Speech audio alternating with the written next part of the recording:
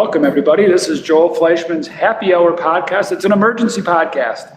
We're having a podcast today here with Albert Fleischman, Paul Rice, Eric Kane. How you guys doing? Great.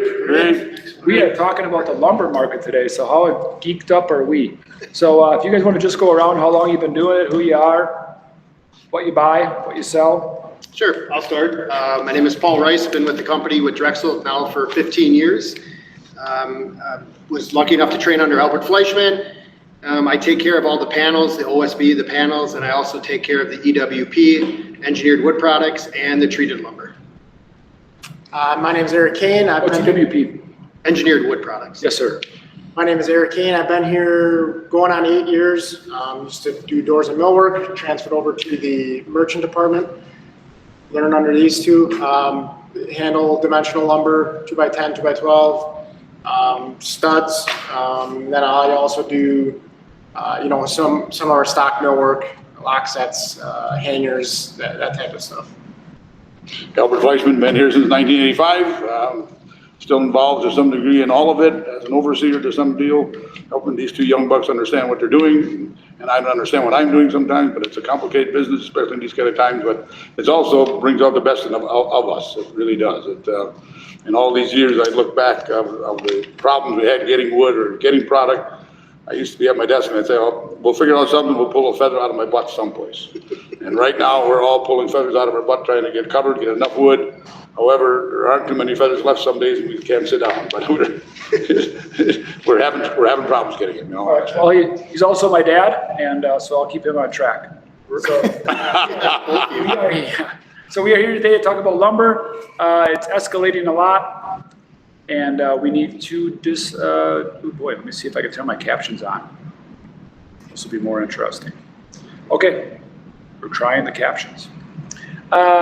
So questions for you guys. Sure. How much is the lumber up? It's been stable, in my opinion, since for about 2 to 3 years. It's pretty stable. Started when and how much are we up? So if things cost if a house costs $20,000, we'll use the number $50,000 in a lumber package. And trusses in what month was it at the lowest in 2020, and what would a person buy that for now, right? So it was 50,000 at X date was the lowest in 2020. It's valued at what now? I think we could take January, February, and March and kind of say that was the low for the year. Obviously, A normal year, we're varying 10%, 15%. Yep. January, February, and March are pretty relatively stable market conditions, and has been, as Joel mentioned, a couple of years. Yep. And that's when the issue started. The virus hit, mills shut down, stimulus checks were issued. After the stimulus checks, people started spending money left and right at the Home Depots, and the mills were still shut down or running at limited capacity, the virus, et cetera, and they're still doing the same. The virus hasn't gone away at these mills, and so if they're running for a week, shut down for 2 days, running for a month, shut down for 3. Each mill is different. It's worse in the United States, the southern, but. You guys are being great politicians. Thank you. So we started I got the answer. We started at 50,000 in March. And what am I buying that for today? I mean, okay, so I got numbers from May 1st, Yes, okay. right? So 2x6 16s were up 165%. So if I'm buying a house package for 50,000, what am I buying it for today? With the trusses, my estimation would be that you would be at 85 to 90. 85 to 90. That sound fair, guys? Yeah. 85 to 90. So not only so our price let's just hit the big questions first, like the questions people want to know. We can explore things later, but what they want to know is how long is that going to last? What's your crystal ball say? Well, right now Before we go there, we'll take one step back. Lumber. How do you buy lumber? Why is lumber a commodity? What does a commodity mean? What does that truly mean that you're buying a commodity? Well, the lumber is a commodity because it's every, I don't want to say this, the price changes every, I don't know how to say it. By the minute. By the minute. It's sold on the open market. Correct. Chicago Mercantile and Change is CME. If you look that up, you look up lumber, and you can look up lumber futures and see what the trades, how many trades are being made a day. That's a random car, a 2x4 is what they're quoting, but that no more different. You can look up soybeans or orange juice or corn or milk or whatever. It's a Oil. commodity. Yes. Yes. And why they have futures, they try to create some stability in the market. It doesn't change that much. They limit the future market, how much can go up or how much can go down. They can expand the limit, it's complicated, but if you look up CME, Chicago Mercantile Exchange, that's where it's traded on. Do we buy through there? We do play the futures to a limited degree. However, we're buying with the individual mills here and there across North America, so kind of. So how are your mill relations? Where do we get our lumber from? We get them from local forest here in the Kettle Moraine, or what do we do? Yeah, I mean, there's, You do? well, just north, oh, I'm sorry, No, we do. local Wisconsin, yes. Locally Wisconsin, right? Yeah, but I mean, we got Buer Lumber, which is, Prentice, which is a couple hours north here. Otherwise, I mean, we're talking, I mean, if you're buying SYP, that's down in Florida, Alabama down there, but otherwise, like, British Columbia. yeah, I mean, otherwise SPF, our, 2x4, 2x6 is up in Canada. I mean, we have a bunch of mills that we have direct contacts with that we. We're really covering from Newfoundland, the eastern part of Canada. Yep. All the way to British Columbia, the western part. Yep. And everything in between. Yep. Saskatchewan, Manitoba, the whole kit and caboodle mills. And then we're also covering in Washington, state of Washington, California. Where We're getting the fir mills. Or that over You there. buy that direct from people at the mills You bet. primarily? Yep. Sierra Pacific is a big one. We're dealing with West Fraser, the biggest mills in North America. Not always. We like the smaller mills for better quality. And it does work out quite well in this type of environment. But we're also getting from the south. Yep. Your southern yellow pine is coming, treated is coming. Where's that cut? That's Yeah, I mean, that's all Alabama. Alabama. Mississippi, When we do our 2x10 and 12. eastern part of Sometimes Texas, it's SYP, there's Arkansas. we buy from- eastern part of Texas. There's 3 different areas of southern yellow pine. There's southern yellow pine western, which is Texas, central, which is obviously Louisiana, and that part of the world, and then eastern, which would be more Alabama. There's 3 different southern yellow pine markets down there, which we buy from all 3, depending upon where they're at. Now, this hurricane that just hit down there, it's hitting the eastern part of Texas. Now, will those mills shut down? Who knows? Depends upon if they get hit, may not. Years ago, those things went on, but it didn't. Well, mills aren't shutting down, but I do have cars being delayed right now because they can't load them because of the weather. So it does affect. You talked a little bit about supply and demand. So the demand went up when the stimulus checks came, do-it-yourselfers came. Housing is still a shortage and it's a crisis. There's not enough homes in America for the people to live in, so we have to get homes. It's hard to buy a used home. People need more new homes, so that never slowed down, which was anticipated.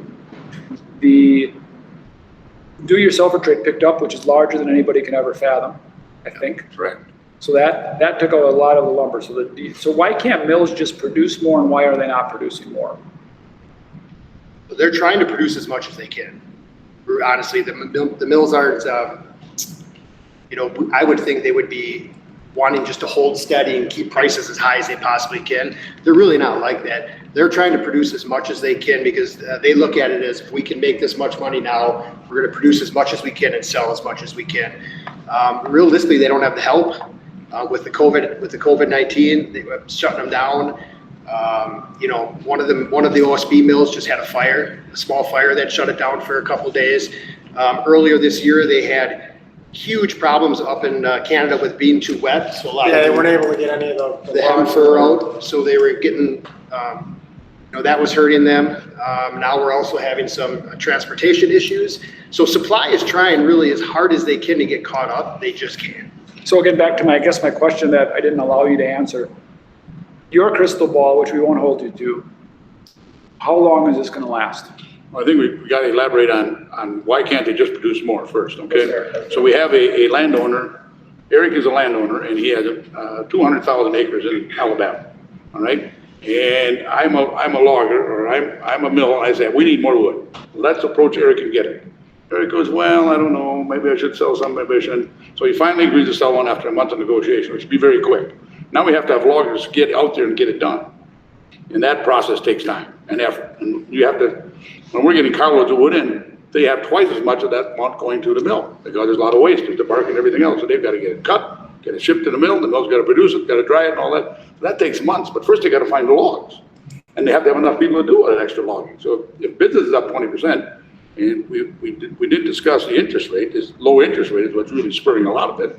And that interest rate, so all of that combined, the low interest rate, now we gotta find a logger, we gotta find somebody willing to sell it, we gotta find a logger, and we gotta get it to the mill to do it. And the mill isn't guaranteed that they're gonna have profitability in it until they sell it. And that's 6 months down the road, so they might just say, well, we're not gonna increase this production, because we're gonna have this wood laying here, and we won't be able to give it away. So they're just saying, hey, let's just keep it at the same pace, and they got the same virus problem we all have. That's really, you know, a sawmill is a long-range plan. It's like a dairy farmer adding 1,000 more cows. It just doesn't happen overnight. You gotta have a facility, you gotta have a place to sell the milk. There's the same process. They gotta have this all taken care of. Yeah. And who's banking on this economy now? We got turmoil in the elections. Everybody's just got them. It's my opinion. Yeah. Guys, what are you thinking? Well, I agree. I mean, these mills are run by, the amount of people that are at these mills is actually pretty small. Direct. And so when one person gets sick or something happens like that, it affects them pretty quick, you know, on the amount they can produce. And you're right, you just don't make a new line to run more stuff, Right. right? I mean, they're running as much as they Yeah, can. they're at max from what I understand. And even if you have a new line, where are you gonna get the logs from? Right. And trees take time to grow. We're very fortunate that the southern yellow pine market is as strong as it is, that the plantations in the south have this extra wood. Yeah. Canada's, you know, backing up here, they're down about 25% in SPF in the last 3 years. 25% less wood up in Canada. The beetle is over, the dark beetle kill is gone, and they're just selling less. So, I mean, they have less wood, period. And will for a number of years yet to go. Yeah, like Albert's point, that their log decks, they call them, these huge log decks outside these mills are really small this year. It's very small this year. That's what I've been hearing a lot. So I hate the term new normal, but these pricings could be the new normal in your opinion? I don't necessarily, not this high, but I don't think it's gonna be where it was previously. Which was historically low for many years. Correct. Correct. History, if you look at graphs, again, on the Chicago Mercantile Exchange or any lumber graph, history tells us this. It goes up rapidly, like this one has, maybe not to this peak. Generally speaking, we have a plateau, and then it goes down rapidly. We don't know if we're up to the peak yet, if we are plateaued, and how much are we gonna come down? Are we gonna come back to the prices of January, February, March? If builders quit buying, because of high prices, or higher interest rates, or some other turmoil in the economy, yes, it'll come back to where it was January, February, March. I visualize it going up from 50,000 to 90,000, back down to 65,000. I don't think we're gonna get back to the 50 we were in January, February, March. I don't know if we ever will. Yeah, it's safe. Yeah. Right. I mean, we're looking at the shortage of homes, homeowner demand, low interest rates. People are at home, they're not traveling, they're not going anywhere. I mean, it's still a great time to build, Yes. in our opinion. And I think lumber may be high, but it shouldn't be a deal breaker. It may be a reset to update pricing. So short term, it could be a real pain, but I think we'll settle down. Okay, a couple of off questions. Funniest story that you ran into ever buying lumber? Weirdest situation you ever ran into? You got a lot of weird ones. You got cars moving, you got different mills. Can you think of anything that's interesting there? I'm sure you got a ton. I had one with a local mill, we'll call it a local mill, that we were waiting for it. We were desperate for it. And we were trying to pull a feather out of our you-know-where again. And this goes back 15 years ago at least. And the person I purchased it from was a woman. She says, Albert, I can see him loading it right now. I can see him loading it right now. It's going to be leaving. And it didn't get loaded for weeks or months after that. It was unbelievable. That was interesting. I don't know. I think one of the things that always sticks out for me, Albert always had a piece of OSB in his office that had that huge bolt in it. Yes. So that was pretty impressive. Or believe it or not, or when the OSB comes in warm because it's coming from the factory, the mill to us that quick. So That's a good story. That's very good. I don't even know. I mean, this is not even like a lumber thing, but it's just learning under Albert. He always told me the highest price we ever should buy at is $500 per thousand, and now we're at $1,200 per thousand. So that's out the window. But that was kind of one of the first things he ever told me. And you would have to rub my nose in that too. Never buy over 500. Never do it. Do you think Drexel is going to run out of lumber? Do you think we're going to run out? We'll do our best to make sure we're going to pull feathers out of someplace. I agree, and to chime in there, I mean, we are exploring other species, other options. I mean, we have so many different connections, mills we talk to where they do produce, if it's not SPF, it's Doug fir or hemp fir, we're able to bring it in if it's equal or better product. So we will change species as need be, but no, we won't run out of anything. Now non-Drexel yards, I've heard have been running out. I heard they don't always buy mill direct. They don't have the size or buying power or the knowledge of you guys. What troubles is our competition potentially running into? I think some of our competition may be running into credit limit issues. Yeah. When we're talking about, buying 10 carloads of OSB that you're now talking, $800,000 for 10 carloads. I mean, and it was what? Well, it was 400,000. Half that. Half that at least, yeah. Yeah. So I think the same way. Well, lumber's in a normal market, 45,000, 50,000. Mm-hmm. Now it's 120 to 130,000 per carload. So I mean, yeah, credit limits. So I think credit limits are big. Our roots are deep. I was really happy to see a couple weeks ago that, we're getting calls from our mills saying, this just came off the line, I'm giving you guys first crack, right? I mean, and because we do pay our bills. We do pay our bills, and that said something that was pretty. And our credit limit is great, so we're in good shape there. And in multiple lines, treated 2x4, 2x6 lineals. So we got some good relationship with some key mills, some key partners, that's for sure. So, and I think it was Monday or Tuesday, I've seen all the transfers we made. Years ago, we only had 1 or 2 or 3 yards. It was very difficult to have enough wood when we ran out someplace. It was really, you couldn't draw from one.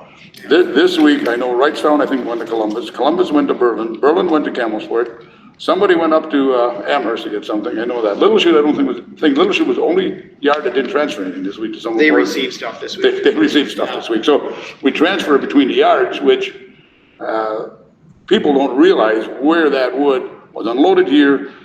We brought it into this yard. This yard then had too much a week later, so we shipped it up, parcel up to there, all at our expense.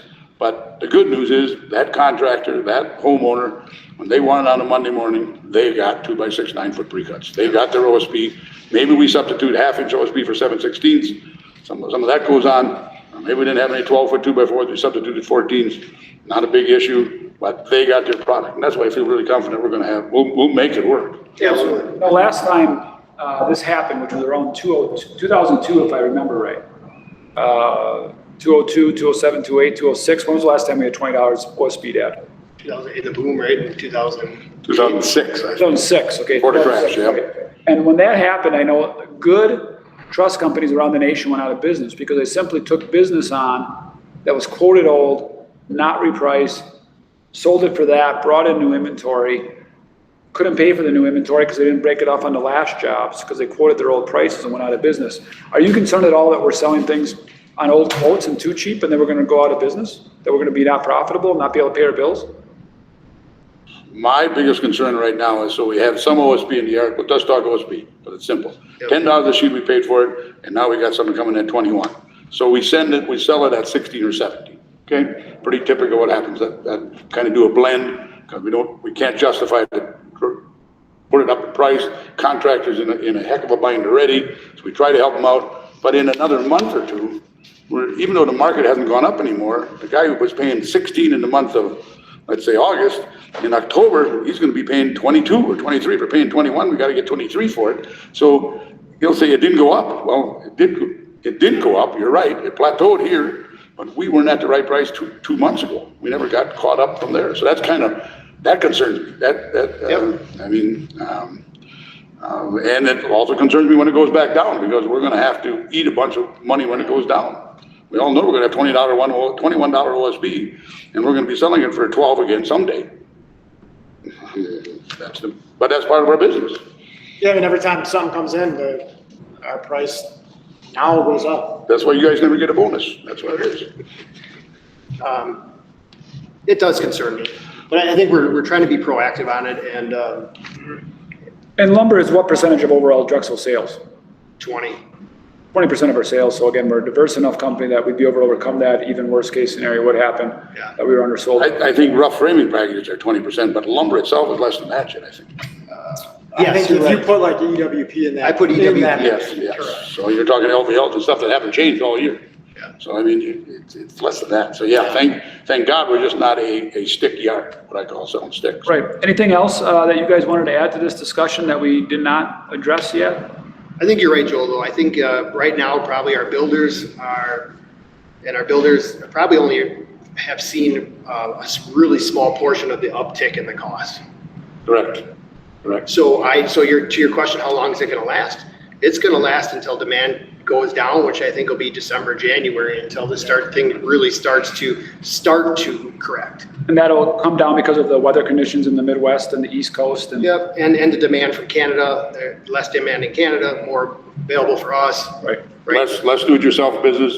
Somewhere around 43% of all OSB made in the USA is sold to the box stores. That's Lowe's, Home Depot's, that type of thing. So they control a huge portion of it. When that do-it-yourself business slows down, and it will, always does over winter, that loosens up a lot of stuff. So Yeah, that's a great knowledge base. Good. Yeah.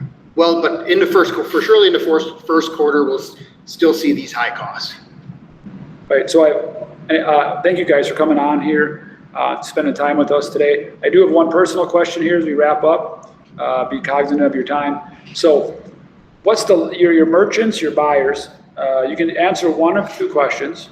Okay, so one question would be that I'd love to know, in your own personal life, what's the best deal you ever made? Okay, so think about that. If you can't come up with anything quickly on that, I'm putting you on the spot. In the last 6 months or a year, what's the best purchase you made under $50? Something that, a little widget that changed your life, or something you could recommend to all of us, saying, yeah, I bought this little thing and it was pretty cool and I use it daily and I'm glad I bought it. So you can either say, hey, what's a really good, or just a good story about something you bought personally, just a good learning lesson, tip or trick, just a story about buying out in your personal life, something you've done or a deal you made. Or you can answer the question, or both, a purchase you made under $50 that was kind of a neat thing in the last 6 to 12 months. Yeah, right? Thank you. one of the sweetest deals I ever made is I bought the railroad wigwags in Campbellsport. The what? The wigwags that went back and forth, ding, ding, ding, ding. Okay. They put in new ones that were overhead, Yeah. that hang over, and I bought those. And I think I paid $50. I'm 99% sure for it. My dog died. I was in a pissy mood. I took the kennel and put it down by the road and put a for sale sign on it. And then I dug out the fence where the wigwags were and put them down by the road. And they had the same for sale on it. 2 guys were after that. That night, I finally said to somebody, the first guy that brings $1,000 here in cash, it's sold. And they brought him $1,000 in 1 day's time. And later on, I found out I could have sold them for a hell of a lot more than that. But besides the point, I was just glad to give it up because I pissed off that the dog died. But true story. All right. Oh, man, I wish I knew it. Kind of, it's pathetic. You know how sometimes builders don't always build the most stuff at home? I think that's kind of how I am with buying at home. I do it all the time at work, and a lot of times at home, I don't want to, my time is worth something and I don't want to do that much research on it. Whatever makes my wife happy is kind of what I'm going to go with and buy. So And that's why you work so hard. that's why I work I mean, so you work so hard at it, it's like, when I buy something home, just get it. I don't give a shit. in a way. Yeah, I know it I don't sounds blame you. pathetic, but I'm Yep. not going to negotiate I agree on with a, you. I agree with you. on a, I don't know, something really small. It's like, I want to have some fun at home. I don't want to worry about that. I mean, I'm the same way. Usually when I get home, there's a box from Amazon on the porch from my wife, so I don't But I need buy much something. either. But no, I know. Is there anything that you bought in the last year That's what I'm since thinking. COVID? I know there's gotta be quarantine? something. Something on Amazon that you bought that was just a neat thing that you bought that impacted your life at all? You're gonna have to edit this, 'cause it's a long gap. That's right. There is something, I just can't remember what it is. Well, we can just end on this note. I do play basketball with you guys on Wednesday mornings, or I have. Paul hasn't played in a few months. You can just, if you wanted to say it on the air, how much better I am than both of you. That's fine. We can just end it that way. That's fine. Yeah, Joel's tremendously better. I don't think that's a All secret. right. No comment. No comment. All right. Well, thank you all for coming on. I appreciate your time. You guys do a wonderful job. I have been around the nation. I've talked to these mills direct.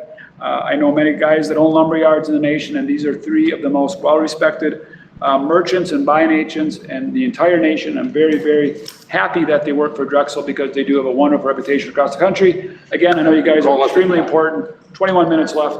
If anybody wants to call me anytime, contractor, builder, homeowner, I'm available. That would be for any of our merchants, including myself. If you have any questions on this, we are available. So we'll flash the number across the screen like an old cable ad TV station would for vacuums, I guess, at a later We're date. just gonna keep on pulling out feathers out and make sure you guys got this stuff you needed. Keep on pulling them, baby. All right, thank you all for coming on. Okay. Thank you. Thanks.